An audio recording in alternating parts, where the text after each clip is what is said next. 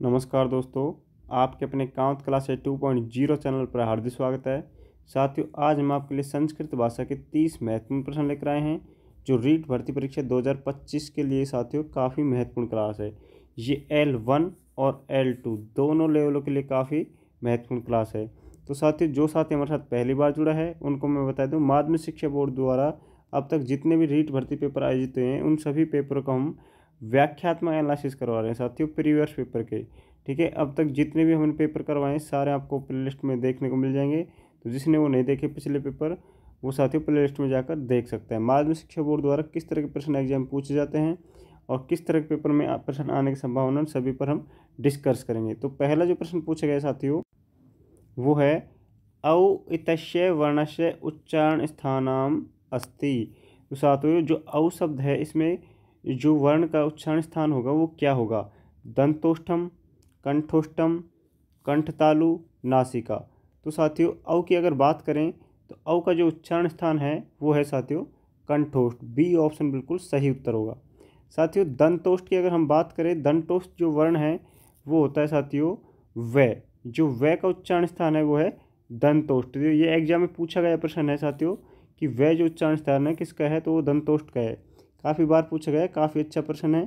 साथियों, एक पूछा जाता है जो कंठ तालु है उसके उच्चारण स्थान क्या है। तो कंठ तालु साथियों किसके उच्चारण स्थान है? ए और आई। ये जो वर्ण है साथियों इनके उच्चारण स्थान क्या होंगे? कंठ और तालु। ऐसे प्रश्न साथियों एग्जाम में पूछे जाते हैं, ये आपको याद रखना है।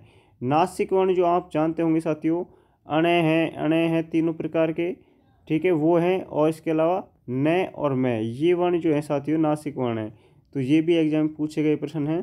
तो साथियों, औ की बात कर रहे थे हम, तो औ जो है उच्चारण स्थान कंठोष्ठ। ठीक है, बी ऑप्शन बिल्कुल सही उत्तर होगा। बढ़ते हैं नेक्स्ट प्रश्न पर। साथियों, नेक्स्ट जो प्रश्न पूछा गया वो है अंतःस्थ वर्णाः सन्ति। जो अंतस्थ वर्ण है साथियों वो कौन से हैं ये हमको बताना है। ये रे ले वे है से है, फिर पे फे बे भे है, ये णे ने ये न है।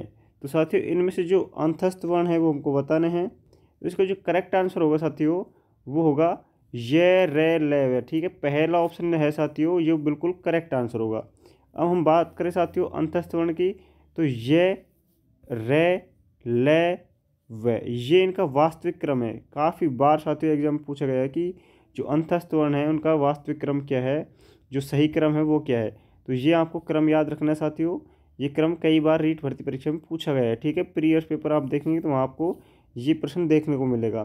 साथियों, एक प्रश्न में जब पूछा जाता है जो ऊष्म वर्ण है, ऊष्म वर्ण वो कौन कौन से हैं, कितने हैं। तो ऊष्म वर्ण भी साथियों कितने हैं? 4 वर्ण होते हैं। और वो 4 वर्ण कौन से हैं साथियों? वो है से और है। ठीक है, ये है, आगे नहीं होता साथियों, पीछे होता है। ठीक है, से है और उनका क्रम भी यही है। तो आपको ये याद रखना है, ये भी साथियों कई बार पूछा जाता है ऊष्म वर्ण वाला प्रश्न। ठीक है, तो बढ़ते हैं नेक्स्ट प्रश्न पर। अगला जो प्रश्न पूछा गया है दोस्तों वो है अहम त्वाम पश्यामि इतस्य वाक्यस्य वाच परिवर्तनम कुरुत। तो साथियों, अहम त्वाम पश्यामि, मैं तुम्हें देखता हूँ, इसका हमको क्या करना है? वाच परिवर्तन करना है, वाच बदलाव करना है साथियों। तो इसका जो सही उत्तर होगा हमको बताना है साथियों। इसका करेक्ट जो आंसर है वो होगा त्वम मया दृश्ये। सी ऑप्शन बिल्कुल सही उत्तर होगा। अब ये कैसे होगा साथियों? तो इसमें सबसे पहले अहम जो कर्ता है साथियों, कभी भी वाच पर परिवर्तन हम करते हैं तो कर्ता जो प्रथमा विभक्ति है उस तृतीय में चेंज हो जाती है। ठीक है, प्रथमा की क्या होती है? तृतीय विभक्ति बन जाती है। तो अहम की जो तृतीय होगी साथियों क्या होगी? मया होगी। अहम की क्या होगी? मया होगी। त्वाम साथियों ये त्वम में आ जाएगा। और इसमें दृश्य जो है साथियों दृश्य से, तो ये आत्मेन पद की धातु है इसलिए दृश्य से इसमें हो जाएगा। तो इसका जो सही उत्तर होगा वो क्या होगा? सी ऑप्शन बिल्कुल सही उत्तर होगा साथियों। बढ़ते हैं नेक्स्ट प्रश्न पर। साथियों, आपको हमारी क्लास अच्छी लग रही हो तो क्लास को लाइक कर दें, और जो साथी चैनल पर पहली बार आए तो चैनल को ज्वाइन कर ले, चैनल को सब्सक्राइब कर ले और बेल आइकन को प्रेस कर दे ताकि वीडियो को नोटिफिकेशन आप तक पहुंच जाए। हम तब भी क्लास लेकर आएंगे वो आपको उपलब्ध हो जाएगी। साथियों, नेक्स्ट जो प्रश्न पूछा गया वो है सह गुरुवे प्रणमति वाक्यम संशोधनीयत। तो साथियों, सह गुरुवे प्रणमति जो शब्द है, वाक्य है ये, इसको शुद्ध लिखना है। जो शुद्ध शब्द है, शुद्ध वाक्य है, वो हमको बदलना है। साथियों इस प्रश्न का जो सही उत्तर होगा वो क्या होगा? तो सह गुरुवे प्रणमति, इसका जो सही उत्तर होगा साथियों वो होगा सह गुरुम प्रणमति। ए ऑप्शन है साथियों बिल्कुल करेक्ट आंसर होगा। इसका अर्थ है साथियों वह गुरु को प्रणाम करता है। ठीक है, तो इसका बिल्कुल सही आंसर हो जाएगा ए ऑप्शन है जो बिल्कुल करेक्ट आंसर होगा। बढ़ते हैं नेक्स्ट प्रश्न पर। साथियों अगला जो प्रश्न पूछा है वो है अहम है चित्रपटम दृश्यामि, वाक्य संशोधन। इसको भी साथियों शुद्ध करना है। तो इसमें भूतकाल की बात करें, है शब्द की अगर बात करें साथियों, इसका अर्थ क्या होता है? बीता हुआ कल। और जो इसमें जो हमको क्रिया दी गई है साथियों, ये बीता हुआ कल के अनुसार नहीं है। तो इसका जो सही अर्थ है साथियों, जो सही वाक्य होगा वो हमको बताना है। शुद्ध वाक्य क्या होगा? तो इस प्रश्न का जो सही आंसर है साथियों वो होगा अहम है चित्रपटम अपश्यम। जो अपश्यम है साथियों ये किसकी बात कर रही है? भूतकाल की बात कर रही है। किसकी? भूतकाल की। ठीक है, तो डी ऑप्शन इसमें बिल्कुल सही उत्तर होगा। बढ़ते हैं नेक्स्ट प्रश्न पर। साथियों अगला जो प्रश्न पूछा गया था वो है संसर्गजा रिक्त स्थान भवन्ति समुचित पदेन रिक्त स्थानम पूरयत। तो साथियों संसर्गजा जो शब्द है इसके बाद में रिक्त स्थान दिया गया है, इसमें जो है साथियों क्या आएगा? ये एक सुक्ति है साथियों, इसको हमको बताना है, इसमें भरना है। तो इसका जो सही उत्तर होगा साथियों वो है दोष गुणा। डी ऑप्शन बिल्कुल करेक्ट आंसर होगा। पढ़ते हैं नेक्स्ट प्रश्न पर। साथियों ये संस्कृत से संबंधित हमारा पहला पेपर है। इसके अलावा साथियों हमने हिंदी के 14 पार्ट कंप्लीट करवा दिए, 14 प्रीवियस पेपर कंप्लीट करा दिए हैं। वो जिस भी साथी ने नहीं देखे तो प्ले लिस्ट में जाकर देख सकते हैं। आपको वहाँ 14 पेपर पुराने पेपर जो हमने हल कराए हैं, उन एनालिसिस करवाए हैं व्याख्यात्मक रूप से, वो आपको वहाँ देखने को मिल जाएंगे। इसके अलावा साथियों साइको के हमने 9 पेपर कंप्लीट करवा दिए हैं, वो भी आपको प्ले लिस्ट में देखने को मिल जाएंगे। EVS है, मैथमेटिक्स है, इन सब के पेपर साथियों वहाँ पर आपको देखने को मिलेंगे। ठीक है, तो संस्कृत का ये हमारा पहला है। तो साथियों नेक्स्ट जो प्रश्न पूछा गया वो है पाठशाला विधेनुसार शिक्षारंभ कस्मात संस्कार जो संस्कारात है परम भवती इसमें। तो जो पाठशाला विधि है साथियों इसके अनुसार शिक्षा आरंभ के जो बाद में संस्कार आता है साथियों कौन सा आता है? ये पूछा गया है। तो उपनयन संस्कार आता है या केशांत संस्कार आता है या विवाह संस्कार आता है, फिर समावर्त संस्कार आता है। साथियों इसका जो करेक्ट आंसर होगा हमको बताना है। तो हम बात करें साथियों संस्कारों की, तो जो संस्कृत में अगर बात करें तो 16 संस्कार बताए गए हैं। कितने संस्कार है साथियों? हमारे भारतीय संस्कृति में 16 संस्कार हैं। प्रथम संस्कार जो है साथियों, पहला जो संस्कार है वो कौन सा है? तो वो है साथियों गर्भाधान। ये एग्जाम में पूछा गया प्रश्न है, आपको याद होना चाहिए। गर्भाधान साथियों पहला संस्कार हो जाएगा। 16 जो अंतिम संस्कार है उसका नाम है अंत्येष्टि। क्या है साथियों? अंत्येष्टि। ये प्रश्न भी कई बार एग्जाम पूछा गया है, तो आपको ये दोनों चीज़ें याद रखनी है। अब बात कर रहे हैं शिक्षा आरंभ की। तो साथियों शिक्षा आरंभ जो होती है वो होती है उपनयन संस्कार के पश्चात में। ठीक है, ए ऑप्शन है जो बिल्कुल करेक्ट आंसर होगा। बढ़ते हैं नेक्स्ट प्रश्न पर। साथियों अगला जो प्रश्न पूछा गया है वो है संस्कृत भाषा शिक्षणस्य भंडारकर विधे परम नाम किमस्ति। जो संस्कृत भाषा शिक्षण है उसमें साथियों भंडारकर विधि का दूसरा नाम क्या है? अपर नाम मतलब दूसरा नाम क्या है? तो वो हमको बताना है। नवीन विधि है, प्रत्यक्ष विधि है, व्याकरण अनुवाद विधि है, विश्लेषणात्मक विधि है। तो साथियों इसका जो करेक्ट आंसर होगा वो होगा व्याकरण अनुवाद विधि। सी ऑप्शन बिल्कुल सही उत्तर होगा। दोस्तों व्याकरण अनुवाद जो विधि है इसके प्रतिपादक कर्ता भी कई बार एग्जाम पूछे गए हैं। तो इसके जो प्रतिपादक कर्ता हैं साथियों वो कौन है? वो है साथियों रामकृष्ण गोपाल भंडारकर। कौन है साथियों? रामकृष्ण गोपाल भंडारकर द्वारा व्याकरण अनुवाद विधि, जिसको क्या बोला जाता है साथियों? भंडारकर विधि बोला जाता है।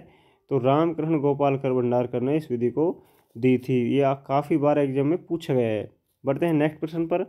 अगला जो प्रश्न पूछा गया है वो है साथियों यावत् छात्रेषु सक्रिय रुचिन भविष्यन्ति तावत् शिक्षस्य सर्वोत्कार्यं पूर्ण भविष्यति। दी प्रिंसिपल ऑफ टीचिंग मेथड इतिस्मन पुस्तक कैन लिखत। जो ये पुस्तक है साथियों, आपको बताना है किसने लिखी है। तो साथियों दी प्रिंसिपल ऑफ टीचिंग मेथड पुस्तक जो है वो लिखी थी पीसेंट महोदय ने। किसने लिखी थी साथियों? पीसेंट महोदय ने। ए ऑप्शन इसका बिल्कुल करेक्ट आंसर होगा। साथियों बढ़ते हैं नेक्स्ट प्रश्न पर। अगला जो प्रश्न पूछा गया वो है संस्कृत शिक्षण प्रति छात्रेषु रुचि उत्पादनार्थ शिक्षण करणीय। तो साथियों जो संस्कृत भाषा है इसमें जो रुचि लेंगे बच्चे किस आधार पर लेंगे हमको बताना है। तो इसका जो करेक्ट आंसर है दोस्तों वो होगा विधि साहित्यिक गतिविधियाँ योजना। ठीक है, जो विधि साहित्य की गतिविधि है इनकी योजना के तहत साथियों इनका क्या होगा, इनको रुचि उत्पन्न होगी छात्रों को संस्कृत भाषा शिक्षण में। बी ऑप्शन इसका बिल्कुल करेक्ट आंसर होगा। नेक्स्ट प्रश्न पढ़ते हैं साथियों। ये प्रश्न ऐसा है जो कई बार एग्जाम में पूछा जाता है और काफ़ी अच्छा भी प्रश्न है। संस्कृत शिक्षणे मस्तिष्क यंत्रम संगणकम साधनम वर्तते। जो संस्कृत में एक शिक्षण यंत्र है साथियों, मस्तिष्क यंत्र है, उसका नाम है संगणक। ये कैसा साधन है ये हमको बताना है। दृश्य साधन है, श्रव्य साधन है, दृश्य श्रव्य है या किमनफी कोई नहीं है। तो संगणक की अगर बात करें साथियों, ये कंप्यूटर की बात कर रहे हैं। कंप्यूटर जो एक साधन है वो है साथियों दृश्य श्रव्य साधनम। और दृश्य श्रव्य साधनम साथियों एक तो संगणक है, इसके अलावा नाटक भी कई बार एग्जाम पूछा गया है। नाटक जो साधन है साथियों ये कैसा है, तो ये भी दृश्य श्रव्य है। इसके अलावा साथियों एक टेलीविज़न से संबंधित पूछा जाता है। टेलीविज़न भी क्या है, दृश्य श्रव्य है, एक चलचित्र। ठीक है, तो ये जो है साथियों कुछ साधन हैं जो अक्सर एग्जाम में पूछे जाते हैं और सारे सारे हैं जो मैंने यहाँ पर आपको बताए दृश्य और श्रव्य साधन हैं साथियों। इसके अलावा पर्सनल अगर आपसे पूछा जाए कि दृश्य साधन, तो दृश्य साधन में साथियों सबसे महत्वपूर्ण होता है ब्लैक बोर्ड। ठीक है, ब्लैक जो बोर्ड है साथियों ये कैसा साधन माना गया है, ये केवल दृश्य साधन माना गया है। इसके अलावा साथियों एक चित्र होता है, चित्र या मानचित्र, ये भी एग्जाम में पूछे जाते हैं। ये कैसे साधन है, दृश्य साधन है। तो ये साथियों एग्जाम में आए हुए प्रश्न हैं जो मैं आपको बता रहा हूँ, कई बार एग्जाम पूछे गए हैं। तो ऐसे प्रश्न आपको रीट भर्ती परीक्षा में देखने को मिलेंगे। साथियों नेक्स्ट जो प्रश्न पूछा गया वो है पाठ्य पुस्तकस्य भाषा कीदृशी स्यात्। तो साथियों जो पाठ्य पुस्तक है उसकी भाषा होनी चाहिए किसके स्तर अनुसार होनी चाहिए, तो शिक्षकणा योग्यता अनुसार, लेखना योग्यता अनुसार, अधिकारिणा योग्यता अनुसार या बालाना योग्यता अनुसार। तो साथियों जो बच्चे हैं उनकी योग्यता के अनुसार पाठ्य पुस्तक होनी चाहिए। ठीक है, बालानाम योग्यता अनुसारम। डी ऑप्शन इसका बिल्कुल करेक्ट आंसर होगा साथियों। जो बच्चे की योग्यता है उसके अनुसार क्या होनी चाहिए, उसके पाठ्य पुस्तक जो पाठ्यक्रम है साथियों वो होना चाहिए। ठीक है, बढ़ते हैं नेक्स्ट प्रश्न पर साथियों। अगले जो भाषा शिक्षण से संबंधित प्रश्न पूछा गया हुआ है संस्कृत शिक्षणस्य मूल्यांकन प्रश्न भवन्ति। जो संस्कृत शिक्षण है साथियों इसमें मूल्यांकन के प्रश्न होते हैं वो कौन से होते हैं, ज्ञानात्मक होते हैं साथियों या भावात्मक होते हैं, क्रियात्मक होते हैं, उपयुक्त त्रिविपक्षीय संबंध या फिर तीनों होते हैं। तो दोस्तों मूल्यांकन के 3 प्रकार के प्रश्न होते हैं, ये आप सभी को पता है, ज्ञानात्मक, भावात्मक, क्रियात्मक, ये तीनों हैं साथियों। तो इसका डी उत्तर बिल्कुल करेक्ट आंसर होगा। बढ़ते हैं नेक्स्ट प्रश्न पर साथियों। नेक्स्ट जो प्रश्न पूछा गया है वो है उपचारात्मक शिक्षणे उपचार कार्य की दृश्य भवेत। जो उपचारात्मक शिक्षण है साथियों इसमें उपचार कार्य जो किया जाता है वो किसके अनुसार किया जाता है, किसके स्तर के अनुसार किया जाता है, छात्र स्तर अनुसार, कक्षा स्तर अनुसार, अध्यापक स्तर अनुसार या प्रधानाचार्य स्तर अनुसार। साथियों जो उपचारात्मक शिक्षण किया जाता है वो किसका किया जाता है, बच्चों का किया जाता है। और किस स्तर पर किया जाता है, बच्चों के स्तर के अनुसार किया जाता है। तो इसमें ए ऑप्शन बिल्कुल करेक्ट आंसर होगा। तो ये प्रश्न काफ़ी अच्छा प्रश्न है साथियों। इसमें बहुत से बच्चे क्या कर देते हैं, इसमें अध्यापक अनुसार कर देते हैं जो कि हमारा क्या हो जाता है साथियों, गलत हो जाता है। तो इसमें हमको गलत नहीं करना है। इसमें याद रखना है जो उपचारात्मक शिक्षण होता है वो बच्चों का होता है और बच्चों के जो स्तर है, जो कठिनाई है उसके सामने आ रही है, उसका समाधान करने के लिए उपचारात्मक शिक्षण करवाया जाता है। ठीक है, तो काफ़ी अच्छा प्रश्न साथियों, ऐसे प्रश्न एग्जाम में पूछे जाते हैं। नेक्स्ट प्रश्न पूछा गया साथियों संस्कृते चतुर्विध भाषा कौशलेषु तृतीय कौशलम अस्ति। जो संस्कृत भाषा है उसमें साथियों 14 कौशलों में से चतुर्विध है, ठीक है। आपने कौशल से कितने हैं, 4 कौशल हैं। 4 कौशलों में से हमको बताना है तृतीय जो कौशल है साथियों, तीसरे नंबर का जो कौशल है वो कौन सा है। तो चतुर कौशलों की अगर बात करें, 4 कौशलों की बात करें तो एक तो है साथियों, सबसे पहले होता है सुनना, ठीक है। उसके अलावा साथियों दूसरे नंबर पर होता है बोलना, भाषण जिसको हम बोलते हैं। तीसरे नंबर पर होता है साथियों पढ़ना, जिसको पढ़न बोलते हैं, पढ़ना बोलते हैं। और चौथे नंबर पर होता है लिखना। तो इसमें तीसरा नंबर का पूछा गया है साथियों, तीसरे नंबर का जो कौशल है वो कौन सा होगा, पठन कौशल होगा, पढ़ना कौशल होगा साथियों, ठीक है। इनका आपको क्रम भी याद रखना है। जो भाषा कौशल है 4, ये क्रम पूछा जाता है साथियों। पहले नंबर पर होता है साथियों सबसे पहले सुनना, श्रवण कौशल। उसके बाद में होता है साथियों दूसरे नंबर पर बोलना, जिसको हम भाषण बोलते हैं। तीसरे नंबर पर जो कौशल होते हैं साथियों पठन कौशल होता है, जिसको पढ़ना कहते हैं। और चौथे नंबर पर ये अंतिम जो कौशल होता है वो होता है लेखन होता है, ठीक है। प्रथम और सबसे महत्वपूर्ण जो सुनना होता है, श्रवण कौशल है साथियों, सबसे प्रथम है और सबसे महत्वपूर्ण कौशल माना गया है। एग्जाम में पूछा गया प्रश्न है ये, आपको ये नोट कर लेना है साथियों। नेक्स्ट प्रश्न पढ़ते हैं साथियों। अगला जो प्रश्न पूछा गया वो है क्लिष्ट शब्दानाम, अंशानाम, नूतन विचाराणाम, सुभाषित वाक्यानाम, मुख्य भावना स्पष्टीकरणाय कह विधि श्रेष्ठ करो भवती। तो साथियों ये किस विधि के बारे में कहा गया है ये हमको बताना है। तो साथियों वाक्य जो विधि है इसके बारे में ये कथन कहा गया है, ठीक है। तो इसका जो करेक्ट आंसर होगा B option is the correct answer. बढ़ते हैं नेक्स्ट प्रश्न पर साथियों। अगला जो प्रश्न पूछा गया है वो अपठित गद्यांश से संबंधित पूछे गए हैं। और अपठित गद्यांश को पढ़कर हमको 77 से 81 नंबर के जो प्रश्न हैं उनका आंसर बताना है, ठीक है, उनका उत्तर बताना है। गद्यांश आपके सामने है साथियों, इसको पढ़ना है और इसका जो इससे संबंधित कुछ प्रश्न पूछे गए उनका हमको जवाब देना है। ये प्रश्न पूछा है साथियों इसमें पहला, धनहीन जीवनात् इत्यत्र कै विभक्ति। तो साथियों जो धनहीन जीवनात् है इसमें विभक्ति कौन सी है पूछिए, तृतीय है, चतुर्थी है, पंचमी है, षष्ठी है। तो साथियों ये शब्द में लास्ट में है आत, ठीक है, आत तय, हलंत वाला तय है। और कभी भी ये शब्द आपको दिखे लास्ट में तो साथियों अधिकतर जो विभक्ति होती है वो पंचमी विभक्ति होगी। ये एक लॉजिक है, आपको ये याद रखना है।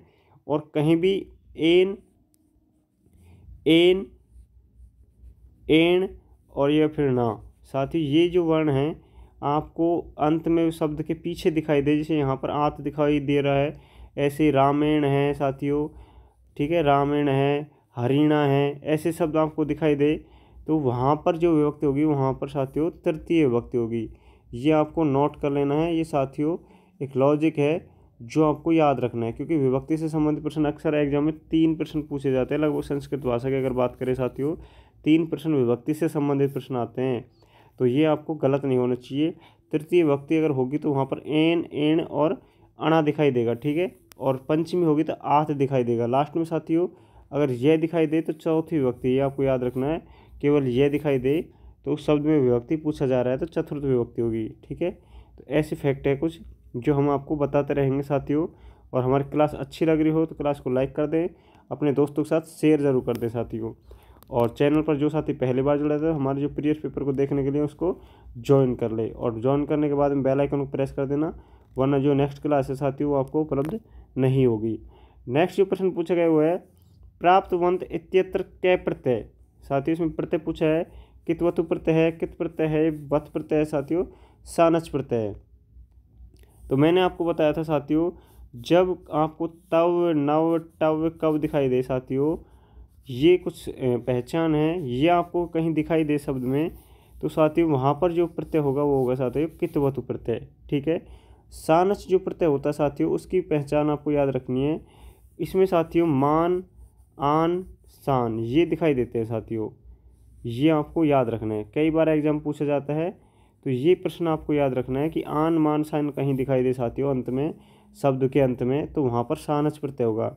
तो यहाँ पर जो इसका सही उत्तर है साथियों वो होगा कितवतु, ठीक है। ए ऑप्शन बिल्कुल करेक्ट आंसर होगा।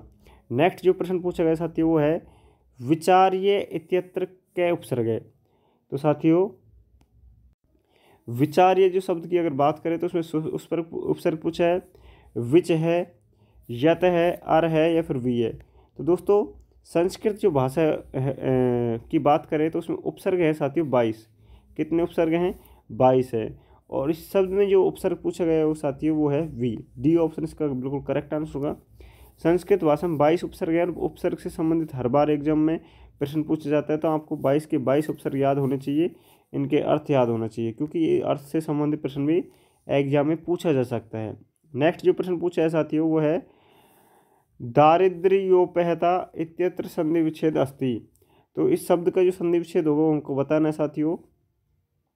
तो इसका जो करेक्ट आंसर है साथियों वो होगा दारिद्र्य प्लस उपहता। ठीक है, बी ऑप्शन जो है साथियों बिल्कुल करेक्ट आंसर होगा, क्योंकि साथियों इस जो शब्द में ओ यहाँ पर दिखाई दे रहा है, तो ए और ओ मिलके क्या बनता है साथियों, ओ बनता है। और ये संधि किसकी संधि की पहचान है साथियों, गुण संधि की पहचान। इस शब्द में जो संधि हुई है कौन सी है साथियों, गुण संधि है। तो आपको ये याद रखना है। और गुण संधि का जो सूत्र है साथियों क्या है, ये भी आपसे पूछा जा सकता है। तो ये गुण संधि का सूत्र होता है आद गुण है।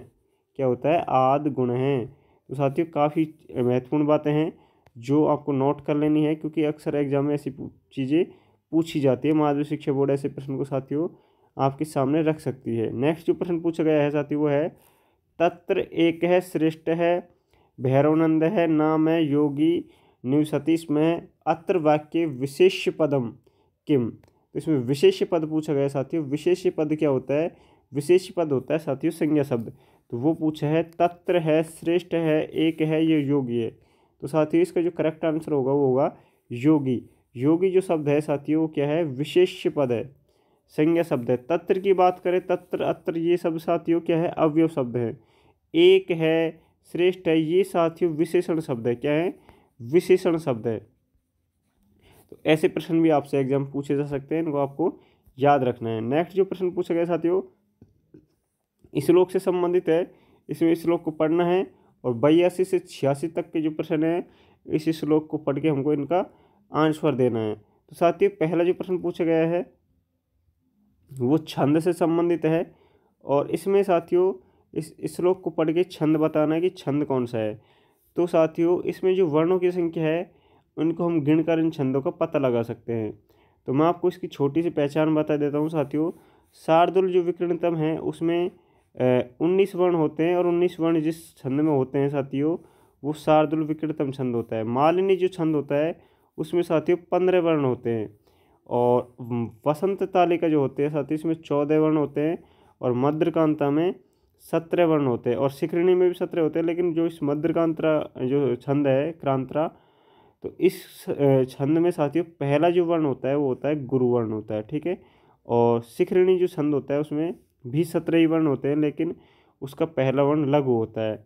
अब हम बात करें शार्दुल विकरणतम छंद की, तो इसमें 19 वर्ण है साथियों। आप इन शब्दों को वर्णों को गिनेंगे तो यहाँ पर आधे जो वर्ण है, आधा र है, आधा मैं है, इनको काउंट नहीं करना साथियों, आधा मैं है, इनको छोड़ देना। बाकी आप वर्ण गिनेंगे प्रत्येक लाइन में, तो इन सारे श्लोक की प्रत्येक जो पंक्ति है इन सब में साथियों 19-19 वर्ण मिलेंगे। ठीक है, और 19-19 प्रत्येक लाइन में मिलेंगे। 4 लाइन है तो 76 वर्ण आपको यहाँ पर देखने को मिलेंगे। तो हम एक लाइन से पता कर सकते हैं, एक हमने पंक्ति पढ़ी और इसमें वर्ण गिने कि कितने वर्ण हैं, आधे अक्षर को छोड़ना है, और साथियों उस आधार पर हम बता सकते हैं इसमें 19 वर्ण है तो वहाँ पर 19 वर्ण की जिस छंद में होता है वो कौन सा छंद होता है, शार्दुल विकरणतम छंद का एक छोटा सा टॉपिक है साथियों, ये आपको नोट कर लेना है। ऐसे प्रश्न एग्जाम पूछे जाते हैं, हम पेपरों के माध्यम से ही सारे छंद आपके सामने प्रस्तुत कर देंगे ताकि आपका प्रश्न गलत ना हो। साथियों नेक्स्ट जो प्रश्न पूछा गया हुआ है श्री वीर भूमेर गुणई इत्यत्र संधि विच्छेद अस्ति। जो ये शब्द दिया गया है श्री वीर भूमे गुण, तो साथियों इसमें जो संधि विच्छेद है वो हमको बताना है। तो श्री प्लस वीर भूमि प्लस गुणे होगा, ये श्री वीर भूमे श्री वीर रिक्त स्थान प्लस का है इसमें, फिर भूमेर गुण है, ये फिर श्री वीर भूमे प्लस गुणे होगा, ये श्री वीर प्लस भूमि प्लस गुणे होगा। तो दोस्तों इसका जो सही संधि विच्छेद होगा वो होगा श्री वीर भूमे प्लस गुणे। इसमें साथियों विसर्ग संधि है, कौन सी संधि है, विसर्ग संधि दी गई है। ठीक है, तो ऐसे संधि विच्छेद से संबंधित भी प्रश्न आपको देखने को मिलेंगे। नेक्स्ट जो प्रश्न दिया गया है वो है सैद्वर्णा इत्यत्र क्या समास है, तत्पुरुष समास, बहुव्रीहि समास, अव्ययभाव समास, द्वंद्व समास। तो साथियों इस शब्द में जो समास है वो होगा बहुव्रीहि समास। ठीक है, B option is the correct answer. बढ़ते हैं नेक्स्ट प्रश्न पर। साथियों अगला जो प्रश्न दिया गया है वो है हरंती इत्यत्र कै प्रत्यय। तो हरंती जो शब्द है साथियों इसमें प्रत्यय बताना है। सिरत है, तव्यत है, कितवतु है, अंति है। तो अंति साथियों कोई प्रत्यय होता नहीं है। इसमें जो लास्ट में अंति दिखाई दे रहा है साथियों, अंतितय, ये कुछ वर्ण है साथियों। ये आपको अगर दिखाई दे कहीं भी तो वहाँ पर जो प्रत्यय होता है वो होता है सिरत प्रत्यय। और तव्यत में साथियों आपको तव्य कहीं भी दिखाई दे रहा हो किसी भी शब्द में पीछे को, तो वहाँ जो प्रत्यय होगा वो तव्यत होगा। और कितवतु में अभी मैंने बताया था तव, नव, टव, कव, ये साथियों वहाँ पर दिखाई देगा। ठीक है, तो इसमें कितवतु प्रत्यय हो जाएगा। तो ऐसे आपको पहचान याद रखनी है साथियों, आपके एक भी प्रश्न गलत नहीं होने चाहिए। जो रीट भर्ती परीक्षा पूछी जाएगी, जो होगा साथियों 27 फरवरी तुम्हारा एग्जाम है, उसके लिए काफ़ी महत्वपूर्ण क्लास हैं। तो जो साथी पहली बार जुड़ा था चैनल को ज्वाइन जरूर कर लेना। नेक्स्ट क्वेश्चन पूछा है साथियों, माला इत्यत्र लिंगनम अस्ति। जो माला शब्द है इसमें कौन सा लिंग है? पुल्लिंग है, स्त्रीलिंग है, नपुंसकलिंग है, ये सर्वलिंग है। साथियों माला की अगर बात करें तो ये जो शब्द है ये है स्त्रीलिंग। ठीक है, बी ऑप्शन इसका बिल्कुल करेक्ट आंसर होगा। तो ऐसे शब्द भी पूछे जा सकते हैं साथियों, लिंग से संबंधित प्रश्न ये हिंदी में पूछा जाता है। तो हिंदी में लिंग जो होते हैं साथियों वो 2 प्रकार के होते हैं, और संस्कृत में जो लिंग होते हैं साथियों कितने प्रकार के होते हैं? 3 प्रकार के। तो ये आपको छोटी सी बातें हैं, याद रखनी है। नेक्स्ट प्रश्न पूछा है साथियों, 44 जो ईमा संख्या है संस्कृतेन शब्देन लिखत। संस्कृत में जो 44 है उसको कैसे लिखा जाएगा? तो 4 ऑप्शन आपके सामने दिए गए हैं साथियों, इसका जो सही उत्तर होगा हमको बताना है। तो जो हम 44 को लिखेंगे संस्कृत में वो लिखेंगे साथियों चतुश्चत्वारिशत। ठीक है, डी ऑप्शन जो है साथियों बिल्कुल सही उत्तर होगा, चतुश्चत्वारिशत। ठीक है, डी ऑप्शन इसका बिल्कुल करेक्ट आंसर होगा। बढ़ते हैं नेक्स्ट प्रश्न पर। साथियों अगला जो प्रश्न है समय से संबंधित है, घड़ी से संबंधित प्रश्न हर बार एक प्रश्न आता है साथियों। ये काफ़ी अच्छा भी है और सीधा प्रश्न है जो एग्जाम पूछा जाता है। राम है प्रातः 7:30 वादने विद्यालय गस्ती, रेखांकित समय संस्कृतेन लिखत। तो जो 7:30 लिखा गया है साथियों इसको संस्कृत में बताना है। तो मैं आपको बता दूं साथियों इसका जो करेक्ट आंसर होगा वो होगा सार्ध सप्तवादने। ठीक है, सार्ध सप्तवादने, सी ऑप्शन बिल्कुल सही उत्तर होगा साथियों। अगर ये 7:15 होता साथियों तो यहाँ पर उत्तर होता सपाद सप्तवादने। यही प्रश्न में अगर साथियों यहाँ पर 45 मिनट होता, अगर पौन बजता है यहाँ पर 7:45 होता तो पादोन अष्टवादने, ये इसका करेक्ट आंसर होता। तो साथियों ऐसे प्रश्न में 3 चीज़ें याद रखनी है, या तो पूरी टाइम मतलब 15 मिनट होगी, या 30 मिनट दिया जाएगा, या फिर 45 मिनट। तो ऐसे प्रश्न पूछे जाए तो अगर सपा की बात आ रही है, सपा 1:15 बज रहा है तो सपाद आ जाएगा, 7:30 बज रहा है तो सार्ध आ जाएगा, और अगर पौन बज रहा है तो साथियों पादोन आ जाएगा। लेकिन आपको यह ध्यान रखना है यहाँ पर 7:45 हो रहा है तो यहाँ पादोन अष्टवादने आएगा, क्योंकि हम 7:45 को हम बोलते हैं 7:45 बोलते हैं, तो पादोन अष्टवादने आएगा। ठीक है, तो ऐसे प्रश्नों को हमको ऐसे हल करना है साथियों ताकि हमसे गलती होने की गुंजाइश ना हो। नेक्स्ट जो प्रश्न पूछा गया साथियों वो है माहेश्वर सूत्रेषु अचवर्णा कति सन्ति, 14, 13, 9 या फिर 11। तो दोस्तों अचवर्ण की संख्या पूछी गई है माहेश्वर सूत्र में। तो साथियों अक वर्ण होते हैं माहेश्वर सूत्र में, वो होते हैं साथियों 5। अक्ष जो वर्ण होते हैं, अच जो साथियों वो होते हैं 9, और हल जो वर्ण होते हैं वो होते हैं 33। तो साथियों ऐसे प्रश्न एग्जाम पूछे जाते हैं। तो इनमें से हमसे पूछा गया है अच, और अच जो अच स्वर भी होते हैं साथियों और अच वर्ण भी होते हैं, ये कितने होते हैं? 9 होते हैं। सी ऑप्शन इसका बिल्कुल करेक्ट आंसर होगा। साथियों अगला और हमारा लास्ट और अंतिम प्रश्न जो पूछा गया संस्कृत भाषा का वो है मन सत्य से शुद्ध होता है, अश्य वाक्यस्य संस्कृत अनुवाद मस्ती। तो इसका संस्कृत अनुवाद करना है। तो साथियों मन सत्य से, कर्ता ने कर्म को कर्ण से, और कर्ण में मैंने बताया कर्ण में कौन सी विभक्ति होती है? कर्ण में होती है साथियों तृतीय विभक्ति, और तृतीय विभक्ति जो होती है उसमें हमको क्या दिखाई देता है? एन या एण। तो यहाँ पर दिखाई दे रहा है, यहाँ पर आत दिखाई दे रहा है साथियों, इसमें पंच विभक्ति हो जाएगी, तो ये तो होगा ही नहीं। अभी मैंने इनकी पहचान बताई थी, आपको ध्यान होना चाहिए साथियों, छोटी छोटी बातें हैं जो एग्जाम में पूछी जाती हैं। तो यहाँ पर इन दोनों ऑप्शन में से इसका करेक्ट आंसर होगा, क्योंकि एन एन दिखाई दे रहा है दोनों में। तृतीय विभक्ति हमको पता गया सत्य से, तो कर्ण में हमेशा तृतीय विभक्ति होती है, और साथियों कर्ता में प्रथमा होती है, तो ये आपको पता होना चाहिए। तो यहाँ पर मन है, माने में प्रथम हो जाएगी तो डी ऑप्शन इसका बिल्कुल करेक्ट आंसर हो जाएगा। तो संस्कृत भाषा के हमारे 30% कंप्लीट हुए। साथियों आपको क्लास कैसी लगी तो कमेंट करके ज़रूर बताना। और साथियों जो साथी हमारे साथ पहली बार जुड़ा है तो चैनल को ज्वाइन कर ले, चैनल को सब्सक्राइब कर ले, ताकि हमारी जो वीडियो का नोटिफिकेशन आप तक पहुंच जाए। बेल आइकन को प्रेस भी कर देना और मिलते हैं नेक्स्ट वीडियो में। धन्यवाद।